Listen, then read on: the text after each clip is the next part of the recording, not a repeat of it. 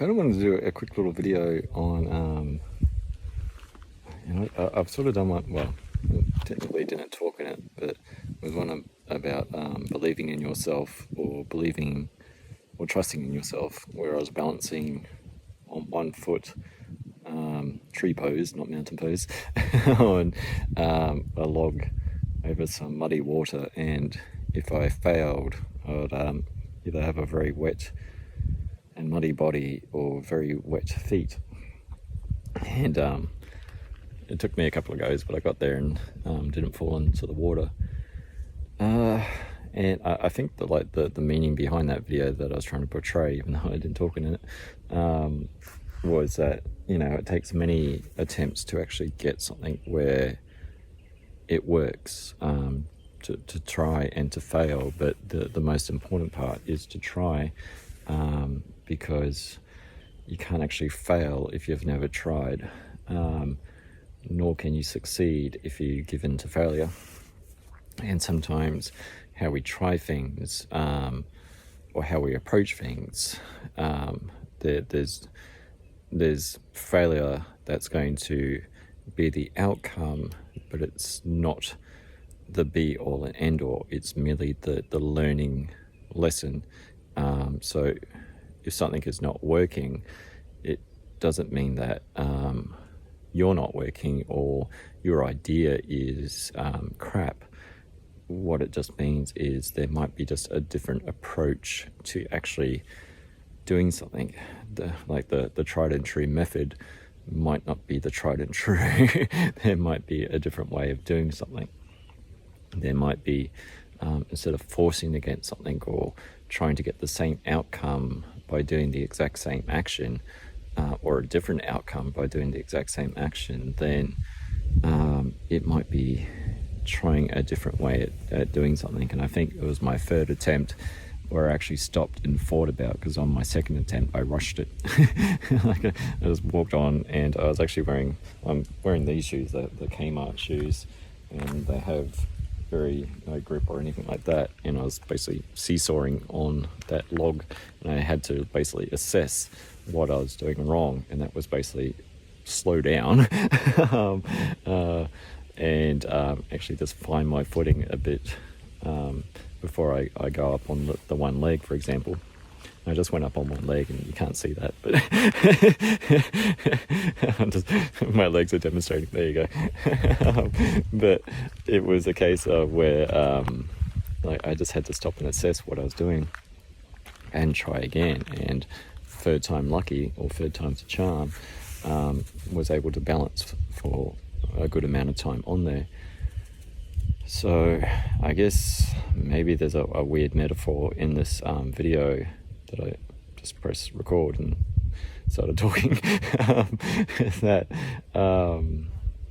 yeah, maybe it correlates some way to the change for Eflowtion to Eflowtion Support Services.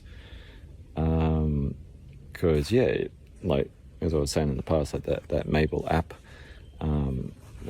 the concept of it was something I called way back, even before the NDIS rolled into Queensland, and everyone thought I was nuts, thought I was crazy. But yeah, it's actually turned out to be one of my best decisions to actually restructure the business in it. It's been quite successful. And there's been plenty of learning experiences, and there's plenty of support from the fellow support workers on Mabel. They're really awesome people. So if I just continued on the trajectory that I had for Eflowtion before it became Eflowtion Support Services, I think there would have been a time, and I was even considering that it might be time to shut up shop, sort of thing, realistically, money-wise, career-wise, all these sorts of things.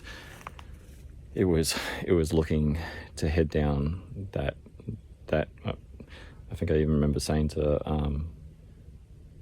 can't remember if I said it to the counsellor or the somatic experiencer, so to one of them, maybe I said it to both, that yeah, it might just come to that realistic option of there is no other options financially. I need to make a choice, and it was looking like I had to close down Eflowtion. But my brain, and it's kind of annoying, but like, my brain does do this. It's like, you know, that good idea you had a long time ago, well, I've been keeping it a secret for this long. Presenting.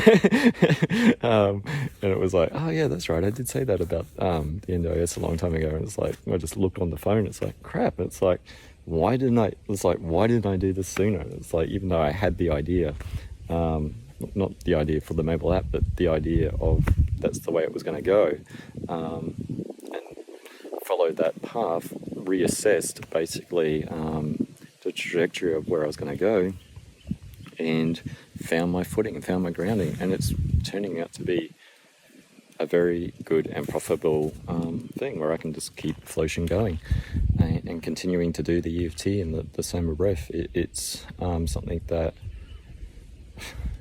it's kind of like one of those moments sort of thing. It's like, why didn't I do this sooner? but perhaps in that, like, everything has its time and a place. Like, if I was to do it sooner, I literally don't think I would have been in a good headspace for it, or even a good physical space. Like, I can't say that, you know, it's like I'm out of the woods. I'm actually not sure where I am in these woods. I sort of took a different path, but I can't sort of say I'm out of the woods at the moment as far as where it comes to pain and like psychological stuff. But crap, it's like a hell of a lot better, and that's a lot to do with like the counsellor, the INFJ counsellor, and the somatic experiencer. Like those two things combined, yeah, it's like, I guess,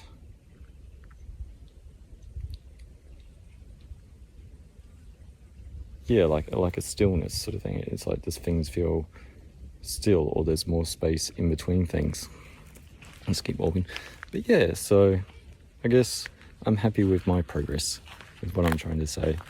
And thank you for coming along with me on this journey. So I'm Dion from Eflowtion Support Services.